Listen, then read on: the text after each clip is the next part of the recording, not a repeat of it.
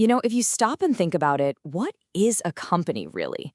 The answer, well, it used to be pretty simple. It was a pyramid built for control. But today, it's the sprawling, interconnected global network. So how in the world did we get from there to here? In this explainer, we're going to trace that exact journey, from the rigid factory floor to the fluid global cloud. So where does our story begin? Well, it starts right here, with this really famous, and some might say infamous, quote from economist Milton Friedman. For decades, this was pretty much the gospel. A company had one job and one job only: make as much money as possible for its shareholders, period. And that single idea shaped the entire structure of the classic company. And what was that structure? It was a pyramid, a model designed not for speed, not for flexibility, but for pure, rock-solid stability and control. Just picture that classic org chart. You know the one I'm talking about. Every single box connects to one box above it. It's a clear chain of command, a one-way street running from the CEO all the way down to the front lines. This was never about collaboration or brainstorming. No way. It was about command. The whole system was engineered for one thing: maximum internal efficiency. Okay, and here's the thing that might surprise you: the actual math behind why this pyramid structure was king for so long. Take a look on the left. In a simple hierarchy, if you want to connect 6 people, you only need 5 links. Information flows cleanly. It's built for control. Now look at the right. A flat structure. Same 6 people, but whoa, 15 different links. It's a recipe for chaos, for total information overload. So you see, the pyramid wasn't just some power trip. It was, in its own way, brutally efficient. But you know how it goes. The world doesn't stand still. And that rock-solid stability, it started to look a lot more like a weakness. The pyramid was just too slow, too rigid. So companies had to start looking for answers, not in the org chart, but deeper inside, at the very guts of the operation, the assembly line itself. And this, right here, was a huge mental shift. I mean, a complete change in perspective.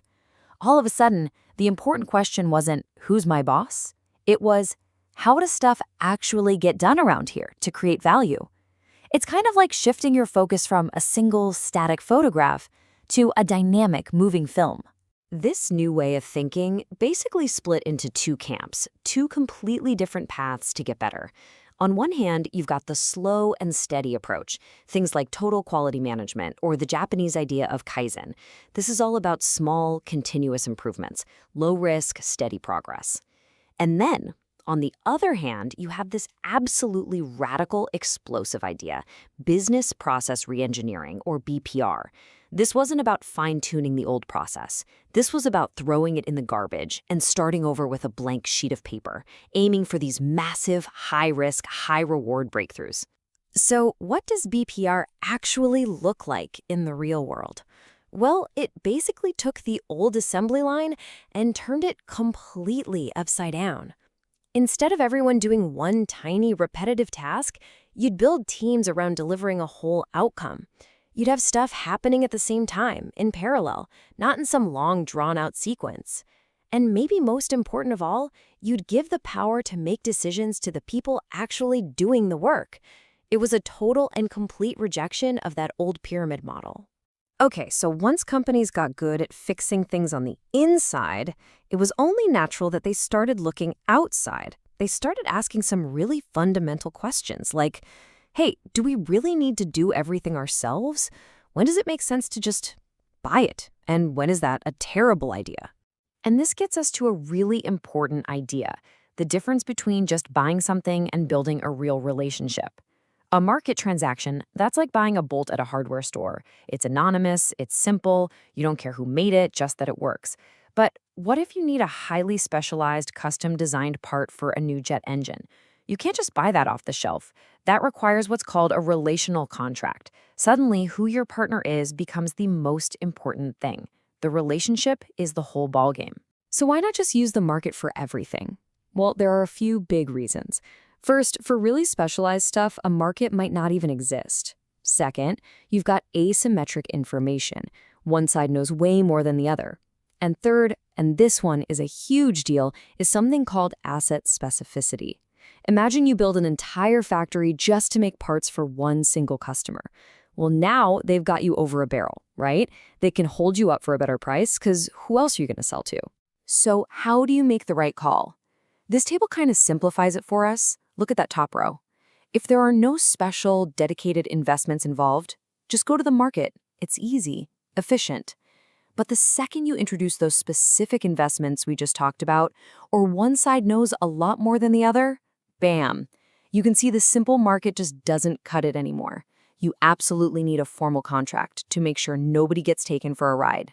So you have all these big ideas bubbling up, re-engineering processes, building complex relationships, rethinking the whole idea of a company. All of this was already happening. But then, something came along that was like pouring jet fuel on a fire. And that something, of course, was technology. Now here's the really crucial point. Tech, especially information and communication tech and AI, wasn't just a slightly better hammer. It wasn't about making the old pyramid a little faster. No, it was what economists call a general-purpose technology. Think about the steam engine or electricity. These things didn't just improve the old world. They created a completely new world. And that's exactly what this tech did. It made the network model not just possible, but inevitable. And the speed of this change, it's just mind-bending. Just look at these numbers. How long to get to 1 million users? Netflix took them 3.5 years. Facebook did it in 10 months. Pretty fast, right? Then Instagram, 75 days. And then ChatGPT, 5 days. That's not just fast. That's a different kind of reality. It's an acceleration that has fundamentally rewired how everything works. But, of course, with all this incredible power, there's always a catch. There's a darker side to the story. Because as this technology connected everything, it also created this incredible, unprecedented power to collect data on all of us. And this quote here, from way back in 2009, absolutely nailed it. Personal data became the new oil. And listen, this isn't some abstract, theoretical problem. This is real. Take the story of Thelma Arnold. It's a real wake-up call. Back in 2007, AOL released a massive data set that they swore was anonymized. But journalists took a look and they found user number 4417749. And you know how they identified her as Thelma? Just by cross-referencing 3 of her searches. That was it. It was this really chilling moment that showed us all that in the age of big data, maybe true anonymity is just gone for good.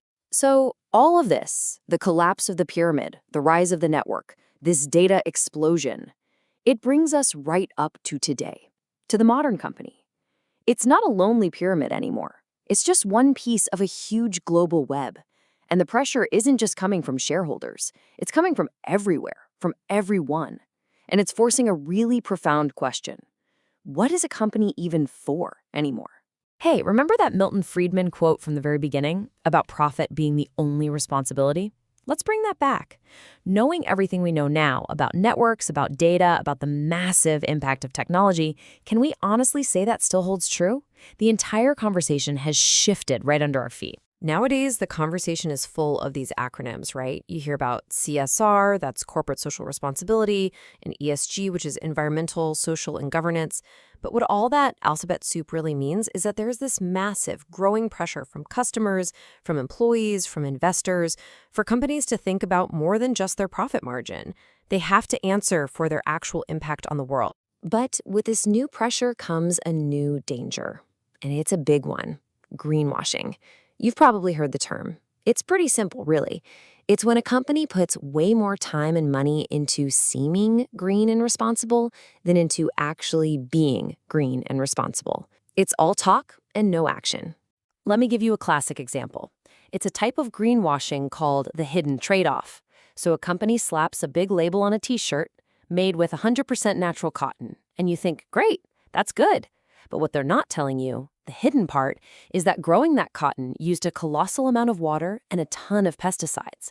So they're shouting about one tiny positive thing to distract you from the huge negative one.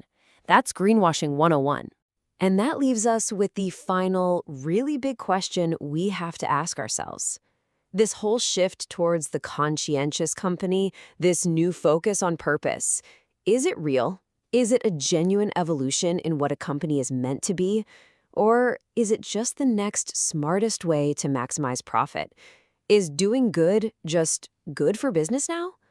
How we answer that question, well, that's going to define what the company of the future really looks like.